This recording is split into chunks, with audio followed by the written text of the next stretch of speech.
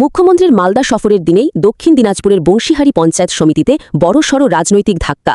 সভাপতি সহসভাপতি সহ মোট ১১ জন তৃণমূল সদস্য পদত্যাগ করায় কার্যত ভেঙে গেল বংশীহারি পঞ্চায়েত সমিতির বোর্ড। ঘটনাকে কেন্দ্র করে শুরু হয়েছে জোর রাজনৈতিক তরজা।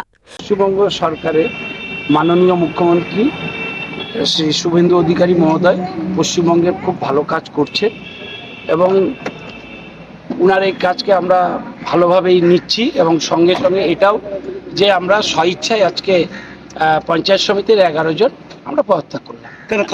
আপনাদের তো বোর্ড ছিল। শুক্রবার বিকেলে বুনিয়াদপুরে গঙ্গারামপুর মহকুমা শাসকের দপ্তরে গিয়ে পদত্যাগপত্র জমা দেন বংশীহারি পঞ্চায়েত সমিতির সভাপতি গণেশ প্রসাদ, সহসভাপতি রীতা মাহাতো সহ মোট ১১ জন তৃণমূল সদস্য। পদত্যাগের পর গণেশ প্রসাদ জানান সকলেই স্বেচ্ছায় ইস্তফা দিয়েছেন।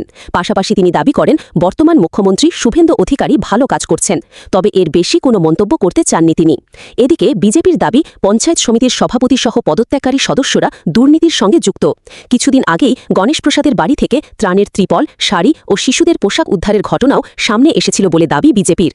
আজকে বংশীহারি ব্লকের পঞ্চায়েত সমিতির সমস্ত সদস্যরা যে পদত্যাগ করেছে, আমার মনে হয় তারা স্পষ্ট বুঝতে পেরেছে যে তারা মানুষের ভোটে জিতেনি, আর মানুষের ভোটে না জেতার জন্য তাদের যে উদ্দেশ্য যে চুরি করা, রাজনীতি করা, দুর্নীতি করা, আজকে পশ্চিমবাংলায় ভারতীয় জনতা পার্টির সরকার হয়েছে।